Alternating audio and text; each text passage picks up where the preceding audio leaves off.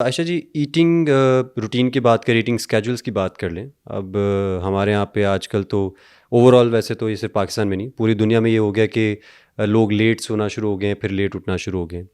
ایک healthy timing کی اگر ہم بات کریں، وہ کیا ہوتی ہے؟ بریکفسٹ کی ہیلدی ٹائم کیا، کس ٹائم بریکفسٹ کرنا چاہیے؟ لنچ کی کیا ٹائمنگ، اور سونے سے کتنی دیر پہلے آپ کو ڈنر کر لینا چاہیے؟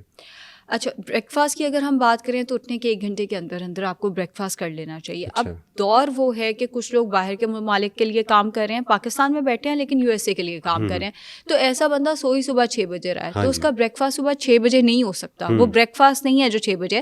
بریک فاسٹ، فاسٹ توڑنا، جب آپ سو کے اٹھ کے شام 4-5 بجے جو ملیں گے وہ ہے بریک فاسٹ. وہاں آپ نے فاسٹ توڑا ہے. وہ سو کے اٹھنے کے 1 گھنٹے کے اندر اندر ہو جانا چاہیے. رات کو سونے سے پہلے جو ڈنر ہے آپ کا، وہ چاہے 6 AM پہ آپ سوتے ہیں، سونے سے 3 گھنٹے پہلے آپ نے کچھ نہیں کھانا. اور اگر آپ کو تیزابیت کا مسئلہ ہے یا آپ کو میدے میں جلن رہتی ہے یا میدے کا ویسے کوئی مسئلہ ہے تو سونے سے 4 گھنٹے پہلے آپ نے کچھ نہیں کھانا. اتنا سا اصول یاد رکھیں. جو لنچ ہے وہ ناشتے اور جو ڈنر ہے اس کے درمیان میں کم از کم بھی 5 گھنٹے کے وقفے سے ہونا چاہیے.